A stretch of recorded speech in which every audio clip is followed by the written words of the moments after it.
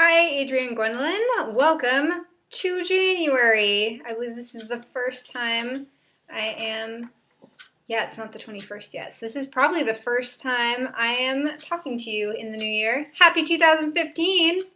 So I don't have an agenda for today, though in the next few weeks and month or so, there will be some cool events from the journal, from the writing center, from other things, and so I will probably try and take videos of those and use those as my next few videos.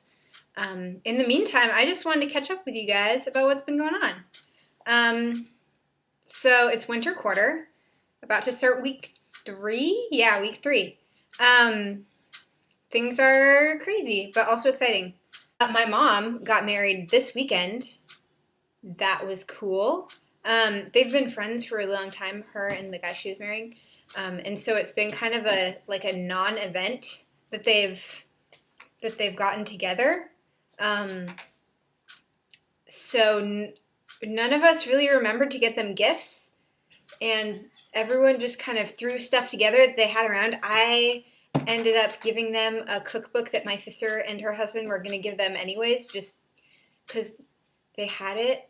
And then the groom's kids hadn't remembered anything. So we were all just going oh yeah, it's like a family dinner. And then we get there and we're like, oh wait, no, they're this is a thing. And they had it on a farm, at a bed and breakfast on a farm. One thing that's sad about the wedding, they're on a farm, right? My mom was like, we're going to take pictures with sheep. And I was like, I'm going to meet a sheep. And I wore my rain boots to a wedding. I wore rain boots with my dress that I wore to my mom's wedding. And I did not meet a sheep. I took some pictures of some chickens. They were very fearless. They were coming up very close to us. I took pictures of chickens. But I met no sheep. That was my regret. I am taking a geography class on poverty and care, and a class on teaching to transgress, which is empowerment so far.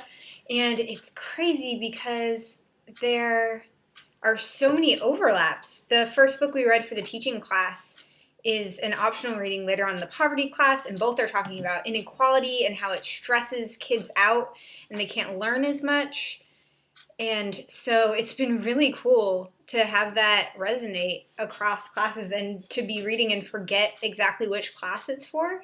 So I'm really excited about it. I'm also taking a poetry workshop with Adria and Erin, who's not in this particular video loop, but it's still great. And I really like it. It's maybe the most boot camp poetry class I've been in. We have to, I forget if Adria talked about this, every day we have to log an observation, a poem that we liked. At least once a week we have to do an etymology, an interesting etymology. We started off with sound constrictions, so rhyme and meter. I finally wrote the ode on a spreadsheet I had been saying I would write, which I'm pretty excited about. That had been a joke, just because, I make spreadsheets for organizational purposes, for both my jobs, for, when we were going to have a camping trip, I made a spreadsheet for that. And it was tongue-in-cheek. I never thought I would actually write an ode on a spreadsheet, but I did. Super, it's not that good. Honestly, it's kind of disappointing in that sense, but I made it. I followed through. And it's a lot. It's a lot to juggle, all of the different things you need to do on such a regular basis. There's also memorization, which I know you love, Gwendolyn. I'm kind of considering memorizing Belle Dame Sans Merci just for your sake, or some Keats. So it's a lot to juggle in your head, but it's really cool. It feels, and he's alluded to it, the professor has alluded to the Karate Kid, which I'm a bit I'm getting whipped into shape. I'm getting whipped into poetry shape. It's cool. I'm excited. Especially, I was so, my classes were really interesting last quarter, but things just click this quarter, and it's really cool. The good thing about the poetry class is it gives me an excuse to read every night and to kind of work through my backlog of poetry. And I've actually discovered this really, really cool poet who I'd bought her poems a while ago and just hadn't gotten around to reading them. And she's like a new poet soulmate. Her name is Amy Clampitt. She didn't publish anything until she was in her 60s, I think. And I'm just at the beginning of her first book. But she does all of these things, which I love. She lists. She has lots of loose sound things. She has all these strange, gorgeous, very specific words, a lot of them to do with botany. She, so far, is writing a lot about kind of coastal, shoreline, harbor things, which I love. I mean, I grew up next to the water, and that's always been super exciting for me. So I want to read you guys an Amy Clampitt poem. Fog. A vagueness comes over everything, as though proving color and contour alike indispensable. The lighthouse extinct, the island's spruce tips drunk up like milk in the universal emulsion. Houses reverting to the lost and forgotten. Granite subsumed, a rumor in a mumble of ocean.